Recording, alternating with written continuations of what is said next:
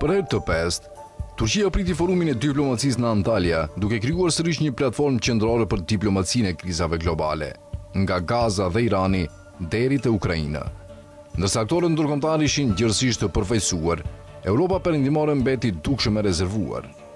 Kjo është edhe më e habitshme duke pasur parasysh se Europa është veçanërisht e prekur nga krizat aktuale, nga lufta në Ukrainë dhe përshkallëzimin e lindjen e mesme deri te pasiguria energjetike. Në vend që ta shfrytëzoj këtë skenë diplomatike, ajo mbetet e shkëputur, e nxitur nga rezerva ideologjike dhe një nënvlerësim i ndryshimit në marrëdhëniet globale të fuqisë. Si rezultat, roli i Turqisë si një aktor diplomatik i pavarur po del gjithnjë më shumë në pah. Në vitet e fundit, Turqia është shfaqur si një lojtar kyç përmes diplomacisë aktive dhe kapaciteteve në rritje të mbrojtjes. Duke parë krizat kryesore globale që dominojnë agjendën ndërkombëtare, bëhet të qartë se shumë prej këtyre konflikteve po zhvillohen në afërsinë e drejtpërdrejtë gjeografike të Turqisë. Pranvera arabe kulmoi me luftën civile në Siri përgjatë kufirit jugor të Turqisë, ndërsa lufta në Irak e kishte destabilizuar tashmë rajonin. Në veri, lufta Rusi-Ukrainë vazhdon, ndërsa në lindje, pushtimi disa dekadësh i Nagorno-Karabakut nga Armenia përfundoi me një zgjidhje në konfliktit mes Azerbejxhanit dhe Armenisë.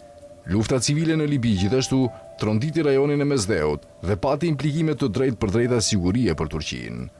Që nga 7 tetori 2023, situata në lindjen e mesme është përkeqësuar më tej. Një nga krimet më të rënda në historinë e kohëve të fundit, po kryhet ndaj palestinezëve në Gaza. Në të njëjtën kohë, Izraeli zgjeroi aktivitetet e tij ushtarake në rajon.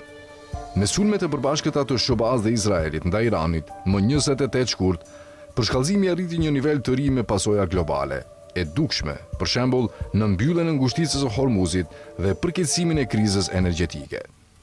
Të gjitha këto kriza po ndodhin në mjedisin strategjik të drejtpërdrejtë të Turqisë dhe ndikojnë drejtpërdrejt në sigurinë, ekonominë dhe shqetësimet humanitare të vendit.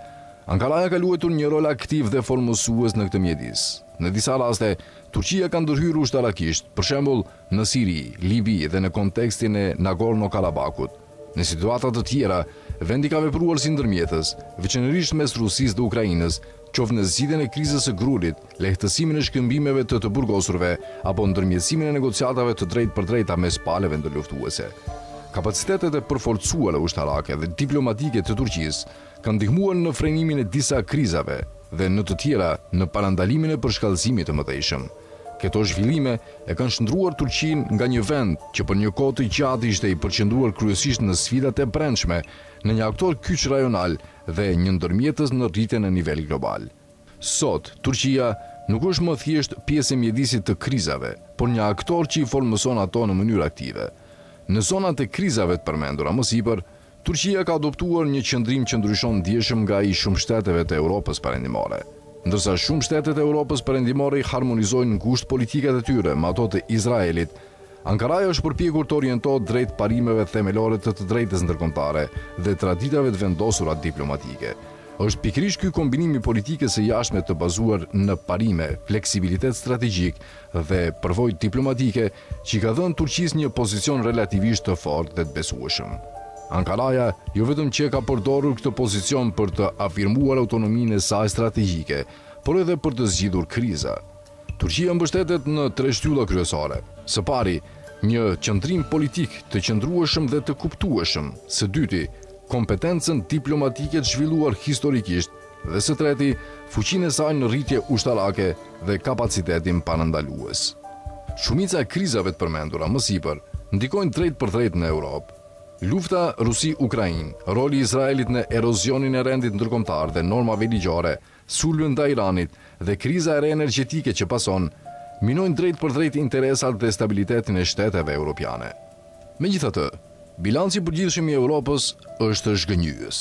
As në zgjidhjen e këtyre krizave dhe as në kufizimin efektiv të pasojave të tyre, Europa nuk ka qenë në gjendje të zhvillojë një rol të pavarur.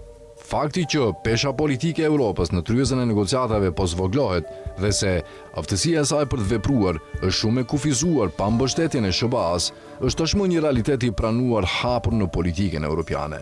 Në këtë sfond, lind pyetja për alternativa strategjike. Një vështrim mbi situatën gjeostrategjike të Europës zbulon kufizimet strukturore brenda të cilave kontinenti po gjendet gjithnjë më shumë. I kapur mes Rusisë si sfidë sigurisë dhe Kinës si fuqi ekonomike, Europa vazhdon të humbas autonominë. Në këto kushte, kërkimi për partner të ri bëhet gjithnjë më urgjent. Turqia shfaqet si një zgjedhje e qartë. Afërsia e saj gjeografike, kapaciteti politik për veprim dhe prania në rajonet kryesore të konfliktit i ofrojnë Europës një mundësi konkrete për të rikthyer hapësirën e humbur të manovrimit. Prandaj, është edhe më habitshme që, pavarësisht këtyre interesave, Europa vazhdon të shmangë bashkëpunimin më të thellë me Turqinë. Në vend që të zhvillojë partneritete të reja strategjike, Turqia po pozicionohet gjithnjë më shumë në të njëjtën vijë me rivalet gjeopolitik të Europës, si Rusia dhe Kina. Deklaratat e fundit të presidentes së Komisionit Evropian, Ursula von der Leyen, e ilustrojnë këtë qëndrim. Europa po e pozicionon Turqinë jo përkrahas saj, por në opozitë. Edhe pse kjo deklaratë u zbut më vonë, ajo megjithatë zbulon qëndrimin themelor të Europës ndaj Turqisë. Ky qëndrim duket gjithnjë më irracional në dritën e realiteteve gjeopolitike. Në një periudhë pasigurie në rritje dhe ndikimi në rënje, një distancim ideologjik nga Turqia duket vështirë i kuptueshëm. Europa duhet të rishqyrtojë prioritetet e saj strategjike dhe të zgjerojë hapësirën e saj të manovrimit. Bashkëpunimi me Turqinë mbi bazat barabarta nuk është një opsion, por një domosdoshmëri. Koha për këtë riorientim është e kufizuar, ndërsa rendi global vazhdon të ndryshojë. Hapësira e manovrimit e Europës ngushtohet gjithnjë më shumë.